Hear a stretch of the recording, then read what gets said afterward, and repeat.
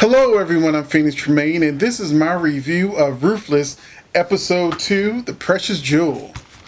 Now, first, if you haven't done so, please take a minute to subscribe. If you have subscribed, thank you very much. Please take a minute to also hit that like button, because every time you hit that like button, lets YouTube know this is a good video for people that are looking for reviews. Now, let's get right to it. I was very excited about Ruthless Episode 1. I immediately began recommending it to people, and hopefully you've already seen that review. So I couldn't wait to get to Episode 2. And here we go. Take it to my notes. Lynn is drugged, and she sees her dead child. Now, I'm a little confused in this episode, because I thought Lynn was going to get killed or something, or be held prisoner, but maybe it was her military training or training as a police officer or both. They kept her on point that no matter how many drugs they gave her, that she was actually focused enough to stick to her story so that they didn't kill her. And interesting enough, and we'll get back to this for what happens in the third episode, but I think it was very important that she mentioned her dead child, because it turns out she actually had an abortion. And during her drug-induced state, she saw her what would have been her child. And, with all the drugs in her system, she also felt like she was on this amazing, wonderful journey.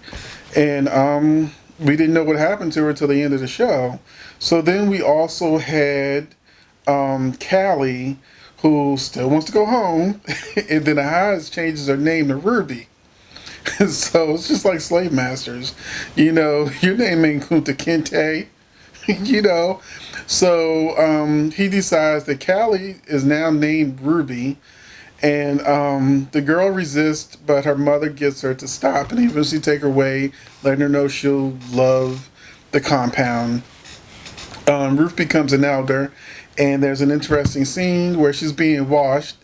Now, because of the tatas we got episode 1, I was like in the tub, like we get some areola or something. You're spoiling me. You were spoiling me in episode 1. But the elders washed her, and I'm sure a person who's coming from a situation where she was on drugs and felt really down about herself, that all of these little mind control tricks and different things that he's doing is to make her feel elevated in a way that if she doesn't want to lose that. Tally is demoted and she's punished, and they basically kick her and hit her with sticks, and she's down there crying, and then Andrew comes in, and he tries to get him to stop, but when they let him know that they're gonna have to tell the highest and get the con, that he's like, okay, finish. Because she only had like 7 whacks left or something, and like 3 kicks or something. So, they finish punishing her, and she just doesn't want to be touched. She's upset, and she's ready to go. She's ready to escape. But they also made an interesting reveal in this. One, I like that they showed that Andrew was showing emotion, that Tally got hurt, and he was very, it showed that he's not so far gone or deep into it, that he still showed compassion, but he's caught between a rock and a hard place because he is in this environment. And then,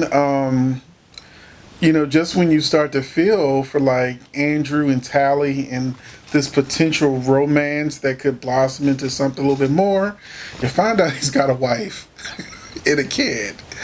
So Andrew has been deep undercover, and his wife is pissed. Their kid's birthday is coming up, and she ain't heard from him in like 3 months or 3 weeks, something like that.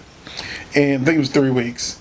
And so, she's like, if you don't do something, I'm just going to go down there and get him. Which, now, she had this, her attitude is really way too close to Lynn with these aggressive black female characters who are defying common sense he's undercover. If you go down there banging on the doors like, I'm here for my husband, that can get both of you killed. So, these women are aggressive, and in some ways that is an admirable thing for them to fight for their man and want to get their man and everything, or for Lynn to want to help the kids. But we also gotta hope that these characters also develop some common sense and being practical. That's like your husband is a DEA agent and he's deep into the drug cartel, and then you're like, you know what? I'm tired of him over there with the drug cartel. I don't care about your mission. I'm just gonna go get him. No, that defies common sense, and that's something that could have them throw her in jail or something, just so she doesn't interfere in a federal investigation. So, which is a possibility that in real life that could have happened. Um, we didn't get the tatas in this episode, but what we did get was Mac throwing off the F bomb. So for me, I haven't seen everything that Tyler Perry has done, but for me, I feel like Ruthless being on BET Plus has given Tyler freedom he hasn't had before. We got a little sound of it in Netflix with A Fall from Grace, where you saw McCad Brooks almost naked in the scene. So we got to see a different type level of nudity. And that's kind of what surprised me about seeing Lynn naked in the first episode, is because we didn't see the girl that McCad Brooks' character was supposed to be having sex with. She got her clothes on, basically, and he's completely naked, which didn't visually make sense to me for that scene. So to me, BET Plus, they're pushing the envelope. They're trying to get people to pay this, is either $7.99 or $9.99. I can't remember what I paid. I paid through Amazon. I can't remember what I paid. But you know, getting people to get another streaming service under any circumstances is hard. I know, because I have a streaming service. So they're pulling out all the stops, and I can appreciate it, just like I can appreciate I'm a writer, so I can also appreciate the freedom that a writer has to be able to do almost anything they want to do, without the restrictions of, let's say, broadcast television. They solved the problem of the stolen truck by having, I don't remember ever hearing the boy having a name, but they went and said that the boy was the one who stole the truck, and that he was dressed like a girl, and they were keeping him in like this. It looked like a safe, really. It was like a wooden cage that he was kept in, and you know, he put on the girl's clothes. He said that he did it. And the white folks are like, they know it was a girl who did it, and they suspect something's going on at the compound. And so the sheriff arrives, and the sheriff is like a scaredy, scared kind of guy. So he doesn't want to shake things up. You know, he ain't got time to be going down there people got freaking rifles and whatnot at the gates. He ain't trying to mess with them. He's trying to leave them right where they are. But he offers to not put the boy in jail, but to alleviate the minds of the white folks that are at the house, and possibly his own curiosity, he asks, can he visit?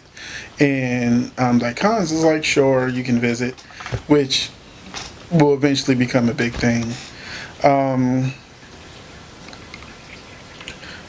The sheriff is scared of Rakadushi, but doesn't want to do anything other than compound. Just read my note again.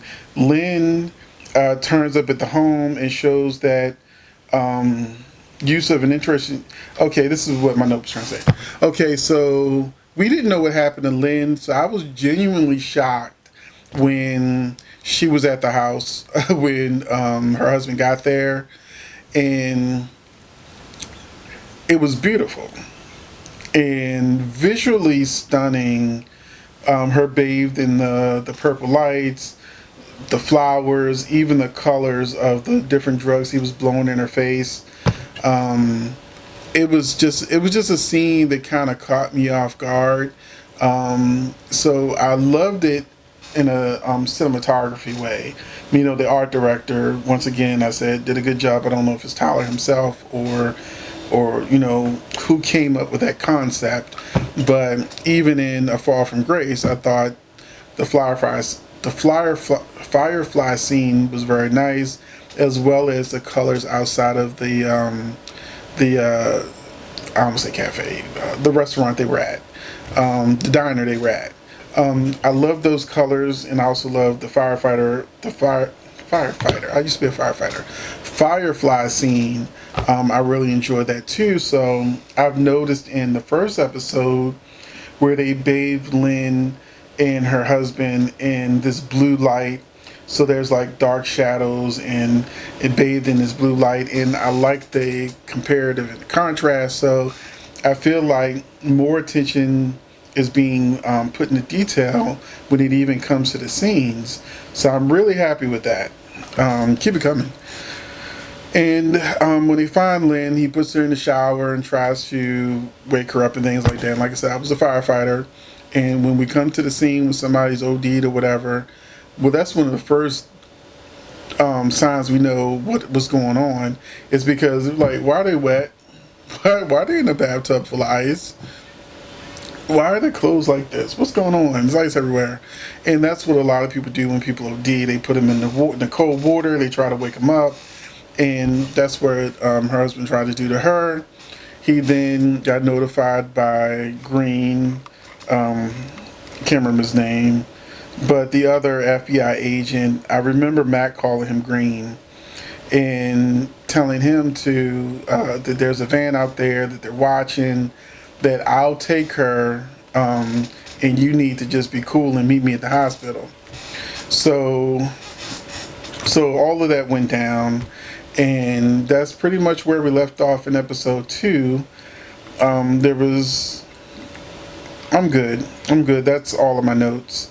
So all in all, it was a good episode. It carried the show further into the storyline. Gave us some things we weren't quite expecting, like finding Lynn in the bed like that, finding out that Andrew has a wife. And I've already seen episode 3, so I'm about to do that video next. And yeah, I really enjoyed episode 1. I thought episode 2 was interesting, and episode 3 is also really good, and I'm going to talk about that in the next video. So catch me there. And thank you for watching.